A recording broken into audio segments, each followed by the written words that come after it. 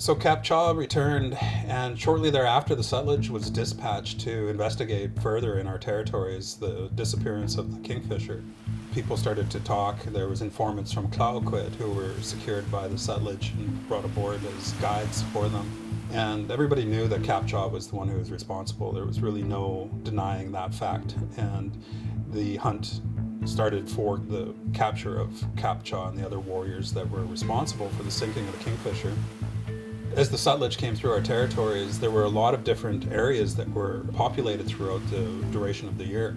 And so these village sites were all visited one after another by the Sutlej. The biggest and the first being Moktasis, the village site close to where the Kingfisher was last reported to have been. And they bombarded the site there with cannon fire.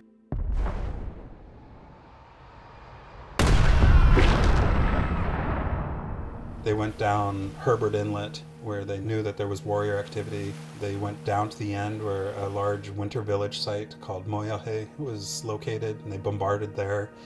There was another Pacific silverweed root garden that was there, and knowing that this was a place of food and security for our people, they dumped oil and lit it on fire. In fact, we call that area Muya, and Muya refers to it being burnt. And it comes from that time when the Sutlej came through and actually burnt the root garden that we had there. They made their way around Chitapi, bombarded at the Chitapi village site, went around to another, it was like the capital city of our territories of the time, called Wa'us, deep in Ahousat territory.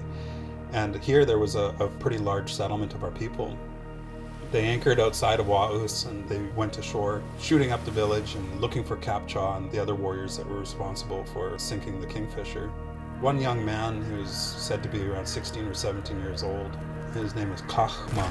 From Kachma, he escaped, and the British Navy officers followed him in pursuit and shooting at him. The story is that he dove deep into the water and grabbed onto a rock so that he could weigh himself down and propelled himself underneath the water. And by doing that, he could go a great distance, and he ended up surfacing out of the water quite a ways away, and the British Navy officers noticed him. And so as they were continuing to actively pursue him, they found out that there was another village site on the other side of this peninsula that was only a few miles away, and that there was actually a trail that went from Wa'us to the other side to another large village site, and that it was quite likely that Kapčaa was over on that side, knowing the family connections that Kapčaa had.